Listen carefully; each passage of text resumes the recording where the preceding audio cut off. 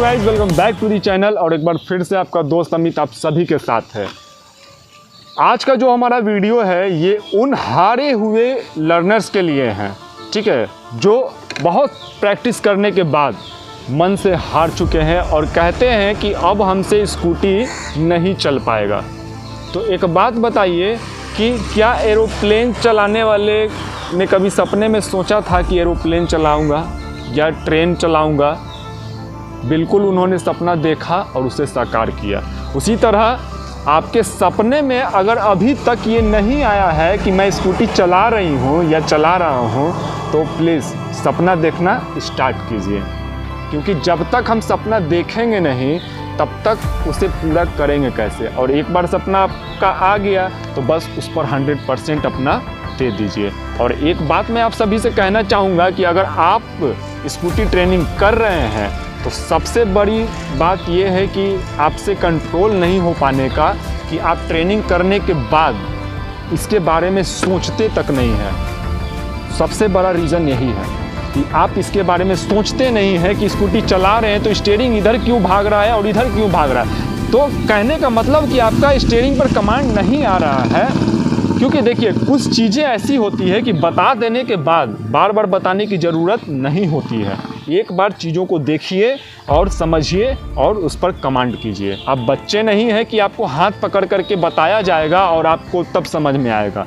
आपको पता है कि स्कूटी के स्टीयरिंग का काम क्या है, एक्सीलेटर का काम क्या है। एक्सीलेटर रेस देता है और स्टीयरिंग डायरेक्शन देता है और पैर सपोर्ट देता है ताकि स्कूटी इधर उधर ना गिरे। तो इतनी सी बात शायद आप तक नहीं पहुंच रही है। थोड़ी बातें कड़वी लग सकती है, लेकिन यही कड़वी बातें, क्योंकि हम लोग ट्रेनर हैं, ठीक है, तो हम लोग थोड़ा एक्स्ट्रा बोलने का हम लोग का जो है प्रैक्टिस हो जाता है, क्योंकि यही डांट और यही टाइट से बोला हुआ बोली आपको आपके मंजिल तक पहुंचाती है, ठीक है। तो बहुत सारे हमारे कस्टमर्स भी जो हैं उनको जब मैं ज़बरदस्त तरीके से बोल देता हूं तो उनको बुरा लग जाता है, लेकिन वही जो बुरा लगता है जब तक आपका मैं ईगो हर्ट नहीं करूंगा तब तक आप उसे बात को दिमाग पर नहीं लीजिएगा और आप इस पर ध्यान नहीं दीजिएगा। इसलिए ईगो हर्ट करने के पीछे भी हमारा यही मकसद होता है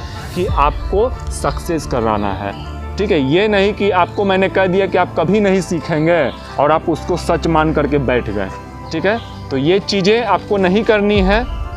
तो सबसे बड़ी बात कि जब आप स्कूटी चलाना सीख रहे हैं या सीख रही हैं तो आपको मन से नहीं हारना है। मैदान में आप हार जाइए, आपको जीत फिर भी मिलेगी, लेकिन अगर आप मन से हार जा रहे हैं तो आपको जीत दिलाना बहुत मुश्किल होगा।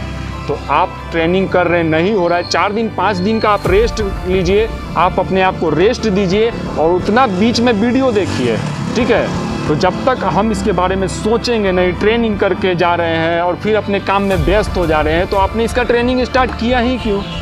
जब इसके बारे में सोचना नहीं है, कुछ करना नहीं है, तो आपने ट्रेनिंग स्टार्ट किया क्यों? आप सोचिएगा कि ट्रेनर के भरोसे बैठ करके मैं सीख जाऊंगी, तो ऐसा बिल्कुल नहीं है।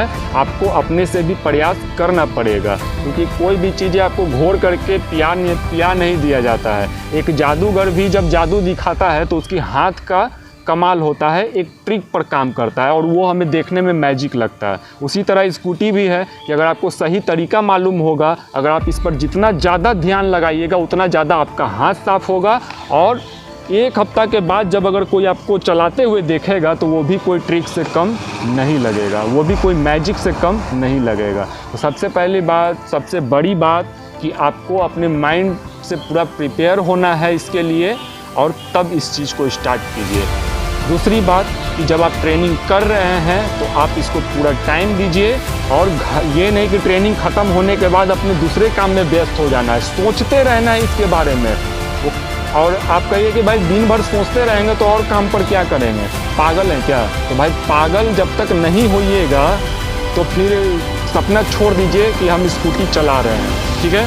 और जितना ज़्यादा सोचिएगा उतना आपका माइंड पर प्रेशर पड़ेगा और सपना आएगा। और जिस दिन आप सपना में देख लिए कि हम स्कूटी अब राइड कर रहे हैं, नेक्स्ट डे जब आप ट्रेनिंग के लिए जाइएगा ना, तो आपका अंदर से कॉन्फिडेंस लेवल और ज़्यादा हाई होगा। अब बहुत सारे लोगों का ये क्वेश्चन होता है कि मुझे डर लगता है, तो एक बात बताइए, क्या इस हवा में कहीं आपको डर नज़र दिख रहा है, दिखाई पड़ रहा है? कहीं आसपास डर दिखाई नहीं दे रहा है। तो वो डर कहाँ है? तो सिर्फ और सिर्फ हमारे मन में।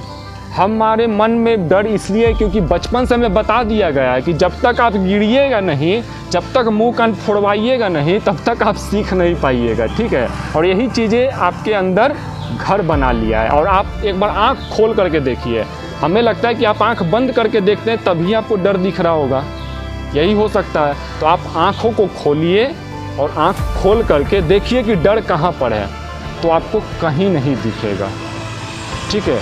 तो डर जो दिख नहीं रहा है, जो नहीं दिख रहा है, उससे आपको इतना डर लग रहा है। तो ये भी चीज़ है जो आपको बदलाव करनी है। जो दिख नहीं रहा है उससे डरना क्यों? और जिस काम में आपको डर लग रहा है, तो एक बार उस डर का डट के मुकाबला कर लीजिए, ठीक है। एक बार डट कर मुकाबला कर लीजिए, जीत आपकी पक्की है।